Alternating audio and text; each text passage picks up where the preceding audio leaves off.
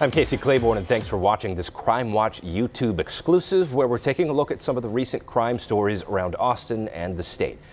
Austin police say so far 7 arrests have been made in connection to the recent street takeovers across the city.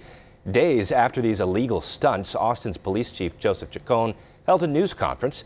He opened up by saying they waited to provide an update because he felt they needed to gather more information first. It's been an ongoing investigation involving law enforcement from all over the state. Fox 7 Austin's Chris Olimko has the story. All right, good afternoon, everyone. A large-scale, comprehensive investigation into what exactly went down Saturday night. And that investigation still continues. Some questioning why this wasn't on law enforcement's radar. Chief Chacon says they did receive one tip from San Antonio PD, but no time or location was given. These groups are using private and encrypted chat applications and direct messages. And many times our intelligence folks have no visibility at all into the communications. This led to the difficulty in identifying these groups in advance.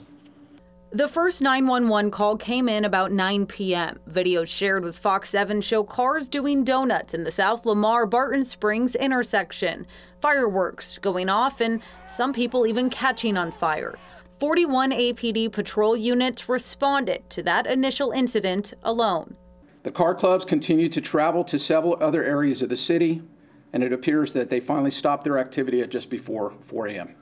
Multiple 911 calls came in throughout the night. The longest wait time, 27 minutes. According to the chief, that Saturday from 9 to 9:30 p.m. compared to the same time window the weekend prior, roughly 4 times the number of calls came in, with 75% of the normal staff to field them. This is obviously unacceptable, and we have been working on the call-taking issue for quite some time. We've made strides and are getting more applicants than at any time in recent history, but it takes time to hire them and to train them.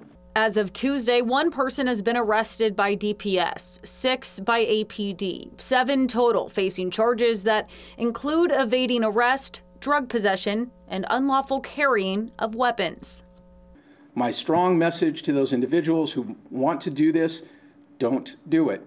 And even as we head into Spring Festival, which is coming up in a few weeks, we are fully staffed from a security perspective for Spring Festival and South by Southwest, and we will have teams deployed should this type of activity occur.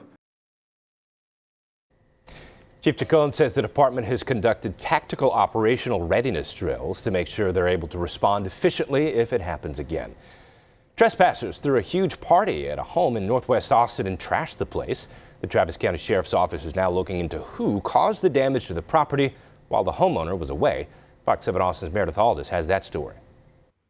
It was Saturday evening and the homeowners were at a friend's house. We started receiving numerous phone calls from our neighbors that there were kids on our water tower on our property.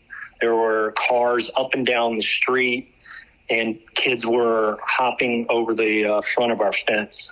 So he quickly drove to his Northwest Austin home to see what was going on. When I came into the neighborhood, there were just car after car after car just trying to flee the scene. He was shown this flyer, one that had apparently circulated on Snapchat, but no one was invited by him to come to his home. It was horrifying. I mean, it was just unbelievable, a total violation of one's privacy. When he pulled up, the gate out front was broken, so was the garage. All the lights were on, and the front door was wide open. They had beer cans, the seltzer cans, like White Claw. And so I saw they had thrown like avocados at the wall. They had there was damage to sheetrock and baseboards. They had thrown tools through the sheetrock in our garage. They had my daughter's toys scattered around the property. He said hundreds of kids had come from all over. And we have some articles of other other kids that were out on the property, and it was from all the major high schools in the greater Austin area. So it was Westlake High, Vandergrift, Lake Travis, and Bowie. Those are for certain. He says he doesn't know who would have started this party. We only have a 2-year-old toddler. They are not in the school system. So this wasn't a case of just the parents are out of town, or, we have a child where this was a joke or something. He says it was a blatant break-in, and whoever was involved is facing several charges. There seems to be little consequences for these actions, and I feel like it'll keep getting worse if we don't get to the bottom of things like this. That was Fox 7 Austin's Meredith Aldis reporting. If you have any information on this case, call the Travis County Sheriff's Office tip line. The Travis County Sheriff's Office is also investigating the shooting death of a woman whose body was found in another county. The Sheriff's Office says the victim was a passenger in a red truck shot at by someone in another vehicle. This happened on Highway 183 in southeast Travis County between 11 p.m. and midnight on Saturday night. Early Sunday morning, the body of a woman in her 30s was found on Stony Point Drive in Bastrop County. Anyone with information is asked to call the Travis County Sheriff's Office. Recently, the body of 30-year-old Jason John was found in Lady Bird Lake. He disappeared after a night out with friends on Rainey Street. It's not the first time this has happened to a young man in the city's popular nightlife district. Fox 7 Austin's Shannon Ryan spoke with a family member who says John's death brings back painful memories. Single mother, 4 kids, and it was like I raised him. That kid was my best friend in the world. He couldn't tear us apart. We were like gravity together. 3 years after his brother Martin disappeared from Rainey Street and was found dead in Lady Bird Lake, it was like talking in a mirror. Mitchell Gutierrez retraced his own footsteps. I can empathize. I don't understand his pain, but I've been there. Helping Rinju John. It is the worst nightmare for a family. Search for his own brother, Jason. I was just by myself. Just trying to I just do my part, because I wish I would have had somebody like me helping during my time with Martin. Somebody who knew, unfortunately knew. Jason, who had also spent the night out with friends on Rainey. God, I was hoping I was wrong, but was found dead in the lake earlier this month. Seeing Jason's family go through the same it's tough. It just tears apart everything that I've worked, therapy and everything, to get back to me. It's just not changing. I just want change. Something to happen. The city needs to do something. Ignoring's not an option anymore. It never was. Mitchell begged city leaders to install better lighting and cameras around the nightlife district after his brother's death. They never did. And it hit like a truck. Like, it never stopped. It's like just ripped off the Band-Aid and everything was back. And that's because nothing's been done. Now Mitchell is helping Jason's family push for the same things. Can't sit on our anymore. Can't. We can't. People are dying. On Rainey Street, Shannon Ryan, Fox 7 Crime Watch. Austin police are investigating a homicide downtown. Officers responded to a shots fired call around 8:30 Sunday night near the intersection of 5th Street and Red River. When police got there, they found one man laying in the middle of the street and another man dead in a parking lot. The man laying in the street was taken to a nearby hospital for surgery. Police believe this was an isolated incident and there's no threat to the public. But if you or someone you know saw or heard something, you're urged to call Austin Police at the number at the bottom of your screen. The search continues for 2 men accused of attacking and robbing a man in North Austin. Police say these guys attacked a man outside his home on Newfoundland Circle. One suspect pulled out a gun and pistol whipped the victim in his driveway. The other kicked him and took his belongings. Both suspects are described as Hispanic, thin to medium build, and they're about 5'7" to 5'10" tall.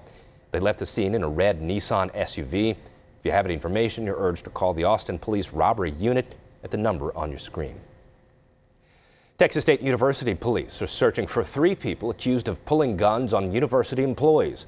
Police believe the suspects were mad because a golf cart was going too slowly. If you know anything about the following story, you're asked to contact University Police. Fox 7 Austin's Angela Shin has that story. I saw that email and I was very shocked, but I wasn't surprised though. Near this intersection Thursday afternoon, Texas state officials say 2 contract employees were in a golf cart on Woods Street going towards Comanche Street. They say a truck driver pulled up next to them because they were upset the golf cart was moving too slowly in front of the truck. The drivers said something to each other, and 2 passengers in the truck showed their guns, and the truck took off, leaving campus, driving south on Comanche Street. Students share their reactions. It's just another day at Texas State.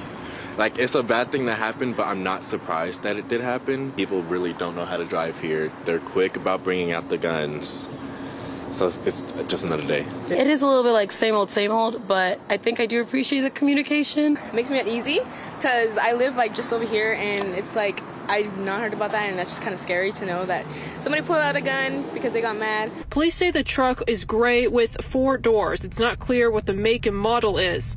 They say the driver is described as a heavy-set woman with brown hair and light-colored clothes. The person in the front seat was wearing black clothes, and there was a 3rd person in the back seat. That email sets an alarm bell for campus leaders and what they should do next, and have a plan set in place on what they should be doing for years to come. University leaders are reminding the community no action by a crime survivor makes them responsible for their victimization. They also encourage people to report any suspicious activity immediately, stay alert and be aware of your surroundings, and use the Bobcat Guardian app to quickly get to safety resources and safe ride options. I think more patrolling in our area would be much safer. We don't have enough surveillance cameras here. Thanks for watching this Fox 7 Austin Crime Watch. Our exclusive Crime Watch stories run each Monday on Fox 7 Austin News at 9. Again, to learn more about the stories featured today, look for the links below this video. You can also find more stories on our website, fox7austin.com, or subscribe to the Fox 7 Austin YouTube channel.